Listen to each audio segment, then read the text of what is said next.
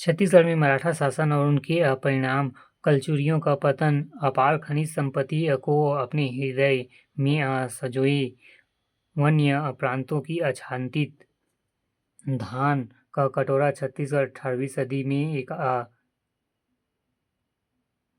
एकाएक मराठों के आक्रमण एवं यहाँ के राजाओं की निष्क्रियता से अस्त-व्यस्त हो गया। मराठों ने 1741 से 1742 ईस्वी में रतनपुर पर चढ़ाई की। इस समय रतनपुर राज्य रघुनाथ सिंह का शासन था, जो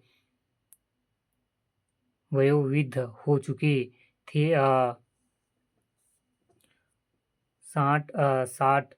60 वर्ष की आयु में तो उन्हें गद्दी मिली थी। 8 वर्ष बीत गए, इतने में इनके एकमात्र पुत्री की मृत्यु हो गई। ये अंततः शोक संतप्त थे। लगभग 1 वर्ष राजकाल तक देखना छोड़ दिया। इससे है शासक की दशा उत्तरोत्तर बिगड़ती चली गई।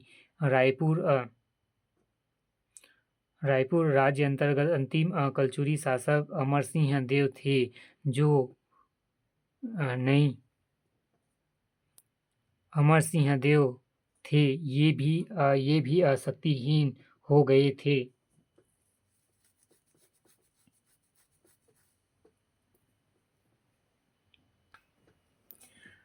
Doctor BS. वर्मा के अनुसार है राज्य की सेना भी निकम्मी हो गई थी। उनका संगठन दोषपूर्ण था।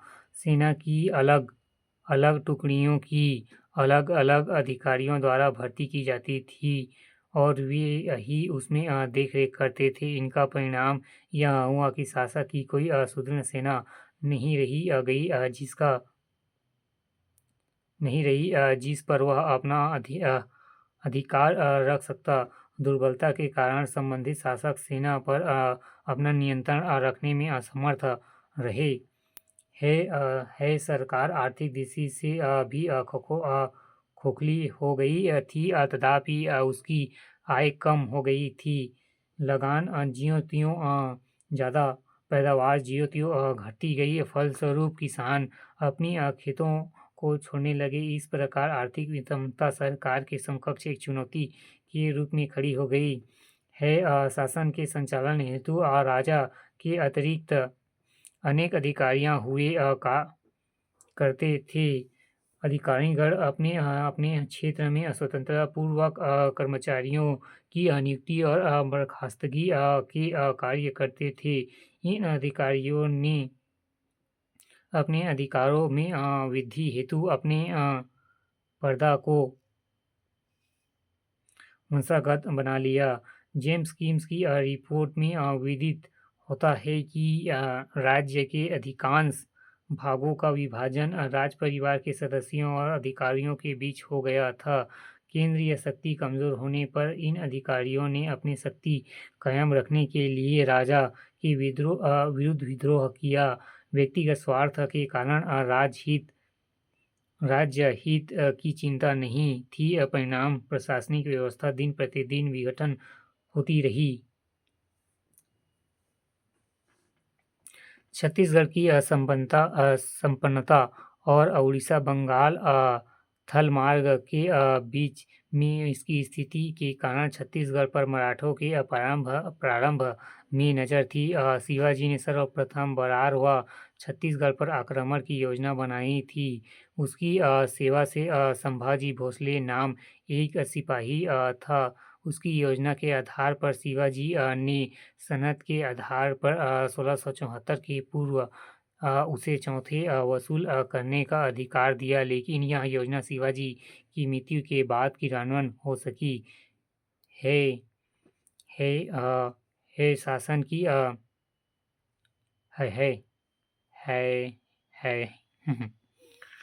शासन की जो भी बची खुशी, शक्ति, धन और प्रतिष्ठा थी, उसे भोसला सेनापति भास्कर पंत ने सन 1741 ईस्वी में राज्य पर आक्रमण कर नष्ट कर दिया।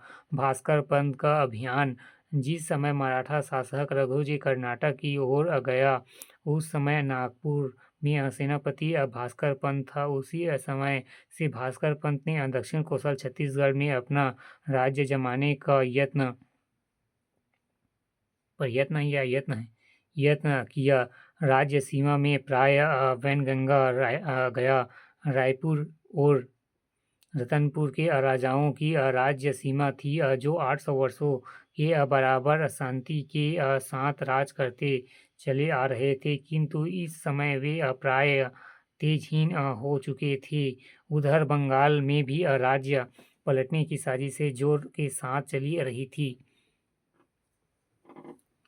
सन 1741 में भास्कर पंत 10,000 घुड़सवारों को लेकर बंगाल की ओर रवाना हुए। रास्ते में उसे रायपुर से गुजरना पड़ा।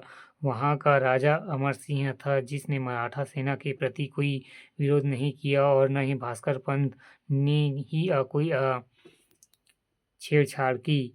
फलतः अमर सिंह 1750 तक बड़े मजे से राज्य करता रहा, किंतु इसके बाद मराठों ने उन्हें पदच्युत करने रायपुर, राजिम और पाटन, ये 3 परगने जागीर के रूप में प्रदान कर दिए। सन 1753 में अमर सिंह की मृत्यु हो गई। मृत्यु के समय उसका पुत्र तीर्थ यात्रा के लिए गया हुआ था। मराठों ने इस अवसर पर लाभ उठाकर उसके 3 परगने हड़प लिए।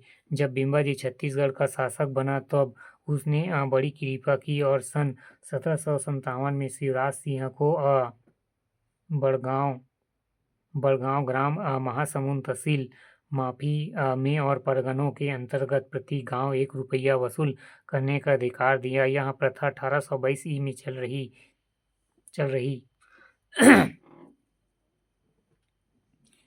उधर रतनपुर राज्य में भास्कर पंत ने 30,000 सैनिकों के साथ रतनपुर राज्य पर आक्रमण किया। उस समय यहाँ रघुनाथ सिंह का शासन था। उसकी अवस्था 68 वर्ष की थी।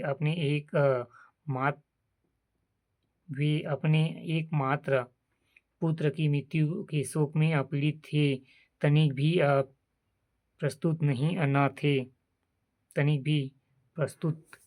न थे। उन्होंने भास्कर पंत के समकक्ष आत्मसमर्पण कर दिया। हेविट महोदय ने सेटलमेंट रिपोर्ट में लिखा है कि जिस ढंग से गौरवशाली प्राचीन है वंशीय का पतन हुआ, वह उसके अपमानजनक था। भास्कर पंत ने रघुनाथ सिंह के आत्मसमर्पण के बाद यद्यपि व्यक्तिगत क्रूरता का परिचय नहीं दिया, परंतु रतनपुर राज्य को आंतरिक करने की दृष्टि से वहां के निवासियों पर 1 लाख रुपए का जुर्माना किया एवं राजकोष का धन लूट लिया। उसने भोसला शासन के प्रतिनिधि के रूप में रघुनाथ सिंह को रतनपुर का शासन करने का पुनः अधिकार दे दिया, परंतु अपने स्वामी के हितों की देखभाल के लिए कल्याणगिरी एवं गुसगई को नियुक्ति कर वहां से रवाना हो गया। इधर राजा रघुनाथ सिंह और कल्याणगिरी के सामंजस्य न होने के कारण भास्कर पंत के जाने के कुछ समय पश्चात ही राजा ने कल्याणगिरी को निकाल दिया, पर वहां स्वयं बहुत दिनों तक राज सुख नहीं भोग सका। जब मोहन सिंह, जिसे रघुनाथ सिंह के बड़े भाई राज सिंह अपनी मृत्यु के पश्चात छत्तीसगढ़ में राज सिंहासन पर बिठाना चाहते थे, आ पहुंचा और बिना प्रयास गद्दी पर अपना अधिकार कर लिया।